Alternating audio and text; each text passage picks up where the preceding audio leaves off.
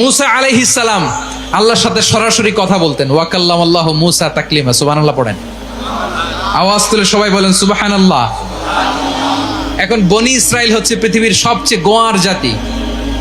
তারা বলে, মুসা তুমি যে আল্লাহর সাথে কথা বলো আমরা তো দেখি না, তুমি যে কথা বলো আমরা তো শুনি না, তো কি করতে হবে? বনি ইসরাইল বলে, আমাদের মধ্য থেকে 70 জন নিয়ে যাইতে হবে তুর পাহাড়ে। ওরা আয়সা যদি কয় হয় আমরা শুনছি, তাহলে বিশ্বাস করব। কত বড় ডাকাত দেখছেন বনি ইসরাইল। এদের চেয়ে গোয়ার জাতি নাই। এত গোয়ার তুমি করেছো মুসা আলাইহিস সালামের সাথে। তুমি যে আল্লাহর সাথে কথা বলে আমরা তো দেখি, কি করব? 70 জন আমাদের বন্ধু বান্ধব যে যদি দেখে, তারা বললে ওকে আস, 70 জন আস। 70 জন নিয়ে গেল। মুসা আলাইহিস সালাম হারুন আলাইহিস সালামকে খেলাফা দিয়ে গেলেন, আল্লাহ ওনাকে নবী বানালেন। মুসা আলাইহিস সালাম বললেন, হারুন খবরদার, বনি ইসরাইলের মধ্যে তাওহীদের বাণী প্রচার করবা, ঐক্য ধরে রাখবা, বিচ্ছিন্ন হতে দিবা না। চলে গেছে। এইদিকে বনি ইসরাইলের এক দুষ্ট লোক ছিল, নাম সামিরি। কি নাম? সামিরি। সে সবাইরে বলল, তোমাদের স্বর্ণগুলো ফালাও। স্বর্ণগুলো ফেললো। বনি ইসরাইলের স্বর্ণগুলোকে গলিয়ে সে একটা গরুর বাচ্চা বানালো। গোবৎস। কিসের বাচ্চা? দেখেন গরুর পূজা কিভাবে শুরু হয় পৃথিবীতে প্রথম। গোবৎস পূজা, গরুর বাচ্চার পূজা কিভাবে। সে স্বর্ণ গলি গরুর বাচ্চা করে, জিবরাইল আলাইহিস সালাম যে জমিনে এসেছিলেন, ওই ফেরেশতার পায়ের নিচের একটু মাটি সে বুদ্ধি করে প্যাকেটে রেখে দিছিল। সে গরুর বাচ্চা বানায় স্বর্ণ দিয়ে গলিয়ে ওই মাটি এটার মধ্যে ঢুকাই দিছে ভেলকি দেওয়ার জন্য। স্বর্ণ দিয়ে বানানো গোবৎস গরুর বাচ্চার গায়ে যখন সেই মাটি ছুঁড়ে দেয়া হলো, এখন বাছুরের ভেতর থেকে ভ্যাঁ ভ্যাঁ আওয়াজ আসতেছে। কি আসতেছে? সবাই তো অবাক। সামিরি বলে, আরে তোমরা যে 70 জন দিয়ে মুসা আলাইহিস সালাম রে পাঠাইছো, ওইদিকে এত ঘুরতেছে, আল্লাহরে খুঁজে পায় না, আল্লাহ তো এটার ভিতরে ঢুকছে। নাউজুবিল্লাহ বলবেন না? তোমরা যে 70 জন দিয়ে পাঠাইলা, 70 জন নিয়ে মুসা আলাইহিস সালাম খালি ঘুরতেছে, আল্লাহরে পায় না। পাবে কেমনে? আল্লাহ তো নাউজুবিল্লাহ এটার ভিতরে।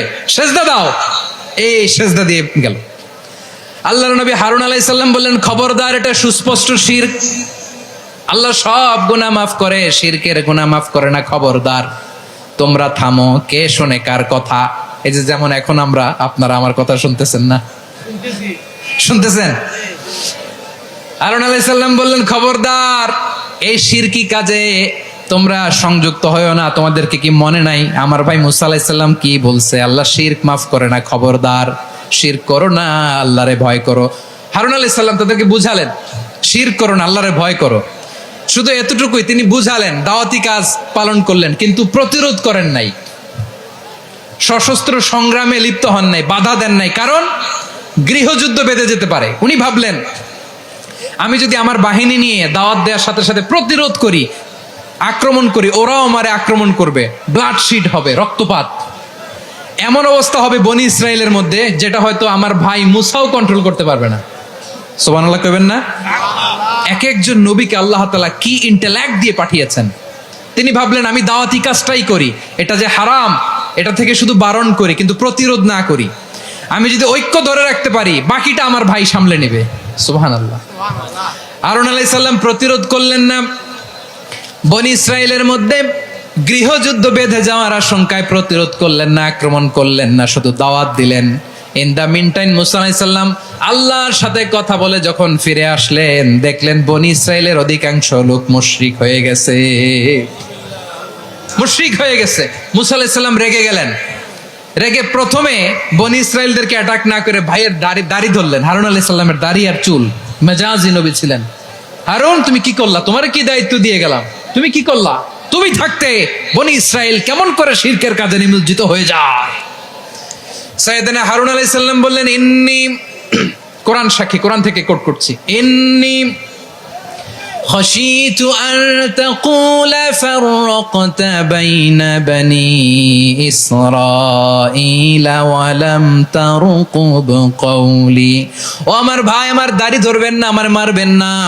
আমি ভয় করেছি, আমি ভয় পেয়েছি, না জানি আপনি বলেন তুমি কেন খাশিতু আন তাকুলা ফাররাকতা বাইনা বনি ইসরাঈল, আপনি এসে আমারে যদি বলেন তুমি কেন ঐক্য ধরে রাখলে না, কেন মারামারি হলো, কেন রক্তপাত হলো? তোমারে কি এই দায়িত্ব আমি দিয়েছিলাম? আমার কথার দিকে কি তুমি ভ্রুক্ষেপ করো নাই? আমি যে বলছি তাওহীদের বাণী প্রচার করবা আর ঐক্য ধরে রাখবা, আমার কথা কি শোনো নাই? আপনি আমারে ধমকাবেন, এই জন্য আমি প্রতিরোধ করি নাই, আক্রমণ করি নাই, গৃহযুদ্ধ আটকানোর জন্য, কিন্তু আমি দাওয়াত দিয়েছি। সুবহানাল্লাহ পড়েন। ঐক্য ধরে রেখেছেন। মুসা আলাইহিস সালাম মুহূর্তেই সামিরীকে আক্রমণ করলেন, অ্যাটাক করলেন, শাস্তি দিলেন। মুহূর্তেই ওই গোবৎস গরুর বাছুরকে ভেঙে চুড়ে মেসাকার করে সাগরের মধ্যে ভাসিয়ে দিলেন। পুরো বনি ইসরায়েলকে আবার তাওহীদের উপর প্রতিষ্ঠিত করলেন। পড়েন সুবহানাল্লাহ। এই ঘটনা থেকে শিক্ষা কি? শিক্ষা হচ্ছে আপনি শিরকের আড্ডাখানা দেখলেও বৃহৎ স্বার্থে তাওহীদের দাওয়াত দিবেন, প্রয়োজনে আপনি ঐক্য নষ্ট করবেন না। সুবহানাল্লাহ পড়বেন না? তাহলে ঐক্যের গুরুত্ব বেশি না কম বলেন? আওয়াজ করে বলেন। ওয়াতাসিমু বিহাবলিল্লাহি জামিআ, আল্লাহর রশিকে আঁকড়ে ধরো। ওয়ালা তাফাররাকু, তোমরা বিচ্ছিন্ন হয়ো না। পেকুয়ার ভাইয়েরা আওয়াজ করে বলেন তো, আদেশটা কার? এখন বলেন, আমাদের ঐক্যবদ্ধ জীবনের দরকার আছে না নাই?